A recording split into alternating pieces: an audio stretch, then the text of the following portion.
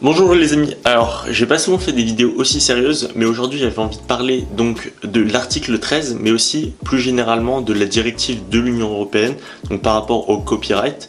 Donc vous en avez sûrement déjà entendu parler, mais je sais pas si vous savez exactement qu'est-ce que ça va engendrer, en tout cas pour vous.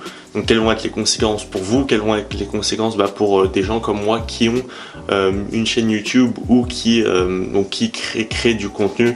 Je pense que là, en ce moment, pas beaucoup de monde en parle, mais on va commencer à en parler quand ça va commencer à vraiment nous affecter. Ce sera peut-être déjà trop tard. Donc le but, c'est que tout le monde soit au courant avant que ce soit trop tard. Et c'est pour ça que je vous en parle maintenant, et si vous pouvez partager la vidéo, ce serait vraiment bien pour que beaucoup de gens comprennent et beaucoup de gens s'impliquent dans ce genre de choses et puissent agir à leur échelle. Enfin, dans cette directive donc, de l'Union Européenne sur les copyrights, il y a deux articles qui font plutôt débat. Donc il y a l'article 11 et l'article 13. Donc dans cette vidéo, je vais couvrir en fait donc pas mal de détails et tout ça, et puis je vais expliquer vraiment pas mal de choses. Il y aura beaucoup d'informations, et je pense que c'est vraiment important et tout ça. Et je vais à la fin, donc faut bien rester jusqu'à la fin, parce qu'à la fin, je vais donner donc des solutions comment on peut, donc combattre un peu ça, parce qu'en France, c'est un peu plus critique que dans d'autres parties de l'Europe surtout. Mais je vous expliquerai aussi pourquoi. Et donc voilà. Donc on va commencer par quoi? Donc oui, donc cette directive, donc la première fois en fait où elle a été donc votée donc par les membres du Parlement européen, c'était donc en juillet 2018. Donc c'est le moment où on a vraiment commencé à voir ce mouvement avec le hashtag Save the Internet, et vu que il y a beaucoup de gens qui ont manifesté, qui ont signé des pétitions. Il y a eu une énorme pétition avec plusieurs millions de votants pour cette pétition, donc elle a été reportée en fait pour être retravaillée. Voilà, donc après juillet, on n'en a plus trop entendu parler, et en septembre, c'est là où ils sont revenus en ayant changé quelques articles, donc, dont l'article 11 et l'article 13. Donc je vais vous expliquer brièvement ce que c'est. Donc l'article 11, ce serait en fait de mettre une taxe sur tout ce qui est lien, qui amènerait à du contenu, par exemple du contenu par exemple d'information. Donc je vous donne un exemple concret. Donc imaginons le Figaro, vous scrollez sur Facebook et tout d'un coup vous tombez sur une publication du Figaro où il y a le titre, l'image et les sous-titres. Et en fait ça, ce serait considéré comme un lien qui amènerait vers donc un contenu original, donc qui a été créé par des gens. Voilà, donc qui ont fourni du travail, et donc en fait ce lien en fait il devrait être payé. Donc en fait Facebook devrait payer de l'argent au Figaro pour pouvoir afficher ce lien sur leur site, parce qu'ils estiment que les gens qui verront en fait donc cette photo, ce titre et ce sous-titre ne cliqueront pas forcément pour voir l'article, et plutôt consommeront le contenu et en passant après pour voir d'autres contenus. Donc ce serait pas juste pour le Figaro de pas avoir le trafic et d'avoir donc les vues nécessaires en fait après avoir créé l'article. Et donc en fait le Facebook devrait payer pour ce genre de post et ce genre de lien. Donc ça, ce serait vraiment en fait les plateformes donc d'hébergement, donc comme Facebook, Instagram, YouTube, qui devraient payer pour ces liens. En fait, c'est pas toi directement, si tu postes un lien, qui devrait payer, ce serait la plateforme. Et le problème, c'est que bien sûr Facebook et tout ça ne voudraient pas payer pour ce genre de choses et ce genre de liens. Donc en fait il y aurait vraiment un problème donc conflictuel, où Facebook en fait ne laisserait juste plus les gens poster ce genre de choses, et ce serait limite mieux pour eux de poster et de créer du contenu original eux-mêmes, en ayant une production en fait qui créerait du contenu original pour Facebook, plutôt qu'avoir à payer des taxes sur ce genre de choses. Donc voilà, ça c'est pour l'article 11. Donc c'est principalement pour la taxe sur les liens. Ensuite l'article 13, c'est là où ça devient un peu plus embêtant et encore plus controversé. C'est par rapport au copyright sur tout ce qui est photos et vidéos qui seraient postées. Donc pour bien comprendre l'article 13, je vais vous donner comment ça se passe en ce moment donc sur les plateformes d'hébergement style Facebook, YouTube ou Instagram, et après je vous expliquerai ce que ça va changer avec l'article 13. Donc par exemple, si je poste une vidéo YouTube et je sais pas, je m'amuse à mettre une musique de Drake par exemple, donc je sais pas, par exemple celle-là, et bah la maison d'édition de Drake peut arriver et sur ma vidéo et me dire bah voilà, c'est copyright, ça se passe pas bien, donc si vous voulez, il y a plusieurs solutions. Soit on monétise la vidéo à votre place, c'est-à-dire qu'on prend l'argent du revenu publicitaire à votre place parce que vous avez utilisé notre vidéo. Soit on vous met un strike et on vous enlève votre vidéo, c'est-à-dire qu'on vous donne un avertissement sur les 3 avertissements autorisés par YouTube et on vous enlève la vidéo. Donc là c'est vraiment plus sévère.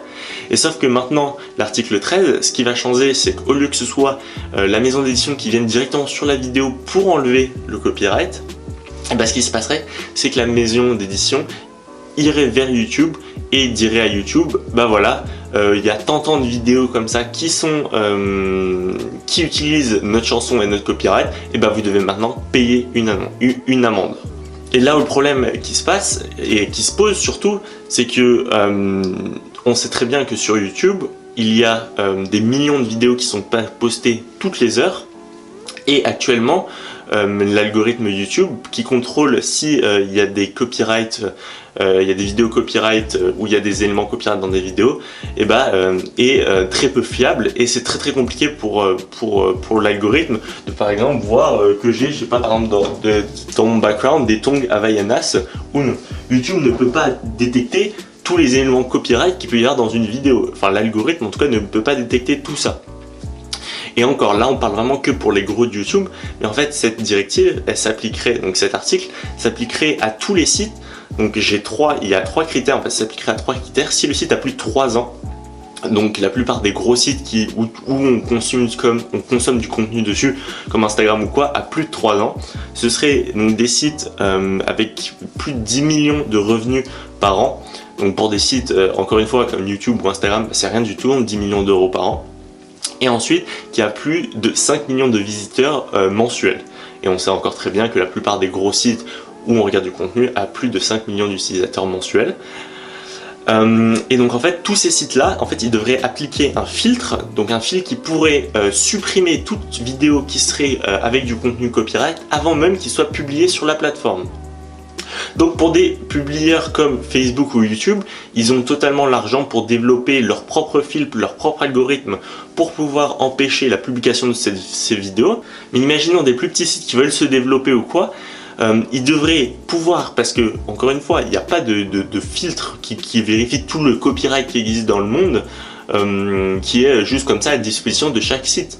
Donc en fait, la plupart des sites, ce qu'ils devront faire, parce que bien sûr ils voudront pas payer d'amende, ils peuvent pas juste laisser et payer des amendes, donc ce qu'ils feront, c'est soit qu'ils arrêteront totalement et diront aux utilisateurs du site de plus poster de contenu, par peur d'avoir une amende, ou alors la deuxième possibilité, c'est qu'ils continueraient à le faire, et sous peine d'avoir une amende, mais il n'y a aucune possibilité pour que ils puissent eux-mêmes contrôler toutes leurs vidéos et détecter s'il y a du contenu copyright ou non. Donc voilà, ensuite après en septembre, donc après septembre où il y a eu plusieurs votes par rapport aux différents articles et comment ils vont être proposés, maintenant tout a été finalisé et il y a eu un vote fin mars qui s'est déroulé et malheureusement l'article et la directive en général est passée. Et maintenant chaque pays a 2 ans pour l'appliquer, donc chaque pays de l'Union Européenne a 2 ans pour l'appliquer, sous peine après d'avoir des amendes par l'Union Européenne s'ils n'arrivent pas à l'appliquer dans leur pays. Et je revenais par le début de la vidéo quand j'ai dit que c'était encore plus grave en France, c'est qu'en France, je crois que c'est 96% des parlements européens français ont voté pour la directive. C'est-à-dire qu'en France, la plupart des gens sont vraiment pour cette directive.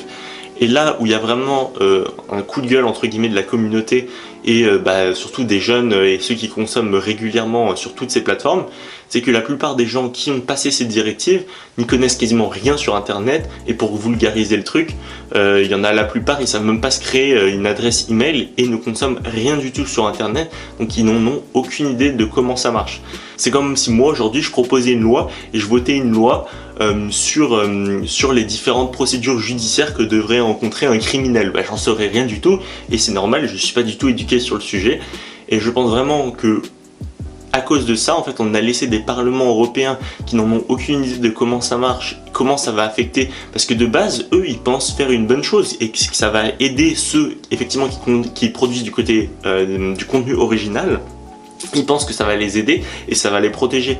Alors que on sait très bien que sur YouTube, il y a tellement de chaînes YouTube qui sont basées sur d'autres contenus originaux. Par exemple, des descriptions de films, comment ça s'est passé dans les films, le tournage d'un film.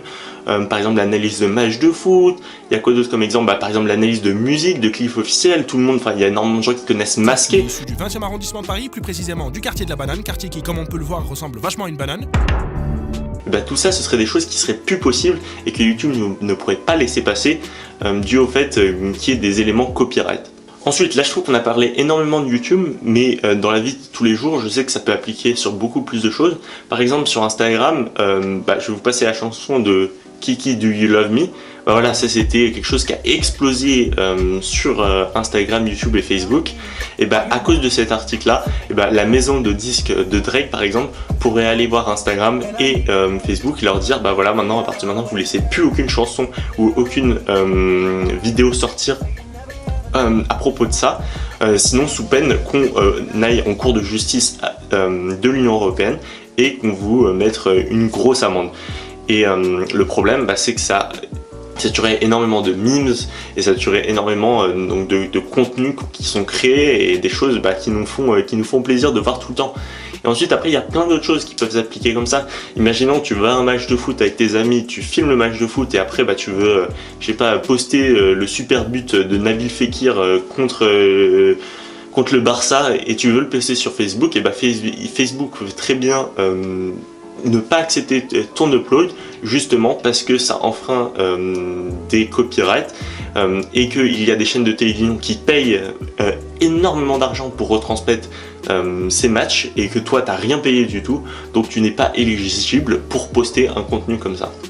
Et donc on en reviendrait à des choses totalement ridicules comme ça où personne pourrait quasiment plus rien poster dû au fait que les sites ne pourront même plus se permettre de laisser passer des choses quel que soit, même si c'est contenu dans une politique de ce qu'ils appellent fair use, donc ce qui veut dire du contenu qui est publié justement, c'est-à-dire que si tu utilises je sais pas 10 secondes d'une chanson qui est copyrightée mais pour montrer ton point ou juste comme ça, c'est en rien du tout, c'est quelque chose qui va importuner l'artiste. Je sais pas si vous voyez ce que je veux dire. C'est pas comme si je republiais une chanson entière de PNL et que je la postais sur YouTube, qui serait là totalement copyrightée déjà, mais là ce serait maintenant plus que 1 ou 2 secondes du clip ou 1 ou 2 secondes de la chanson, et là hop, je pourrais même plus publier toute ma vidéo entière à cause de ça. Et tout ça parce que YouTube, en fait, ce serait même pas la faute de YouTube en fait, ce serait juste qu'ils pourraient même plus se permettre de faire ça, parce que si ils font ça et qu'ils te laissent publier cette vidéo, c'est eux après qui se feront attaquer en justice par d'autres gens, donc par les maisons d'édition, et ils devront payer une grosse amende. Et bien sûr, ils ne veulent pas payer et c'est normal. Bref, et donc cette directive doit s'appliquer donc en France avant 2021. Et il y a encore certaines chances, parce qu'après les pays peuvent encore interpréter la directive de différentes façons. Parce qu'on sait très bien, et c'est ça aussi le gros problème de l'article 13 et de l'article 11, c'est qu'il y a énormément de cafouillage, de choses qu'on ne sait pas, on ne sait pas qu'est-ce qui va se passer. Il est très peu clair cet article, et c'est libre d'interprétation pour beaucoup de pays. Et c'est encore une fois ça le problème de ce genre d'article et de ce genre de choses, c'est que c'est pas du tout précis. Les gens qui votent et qui font ce genre de choses ne s'y connaissent quasi pas du tout en la matière, et c'est ça le gros problème encore une fois de cet article. Donc il y a encore énormément de moyens d'interprétation, les pays peuvent encore appliquer ce genre de choses de manière très différente, et c'est là où est notre dernière chance. Et c'est ainsi que, il y a les élections donc pour élire les parlementaires européens qui arrivent bientôt. Donc vous avez encore le choix de voter pour des gens qui sont contre cette directive, et ça pourrait quand même avoir un impact qui va changer un peu les mentalités, qu'il y ait des gens, en tout cas en France, parce que c'est ça le problème, c'est que la plupart des parlementaires européens français ont voté pour la directive, donc il faut changer ça, il faut qu'il y ait des gens en France haut placés en politique commencent à dire et à expliquer que ce genre de choses ne sont pas bonnes, en tout cas déjà pour les gens qui créent du contenu. Et en plus de ça, pour tous les sites et toutes les plateformes qui existent à travers ça. Moi par exemple je pense à Wikipédia qui se base juste sur d'autres contenus, sur des références et tout ça, sur des liens et tout ça. Comment eux ils feraient pour survivre si ils peuvent plus mettre de liens, et ils peuvent plus juste prendre des images d'internet, d'endroits et tout ça, ils pourraient plus faire tout ça en fait.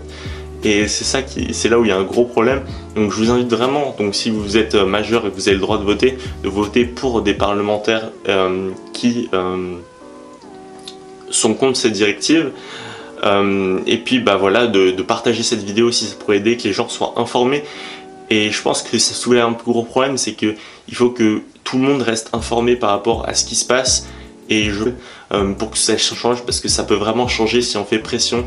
Si on poste ce genre de vidéo, si des gens importants commencent à voir ce genre de vidéo, comprennent l'ampleur de ce que ça peut avoir, parce que il y a eu ce hashtag Save the Internet pour dire que voilà, ça pourrait tuer Internet et tuer tout ce qu'on a construit, tout ce qu'il y a de bien sur Internet.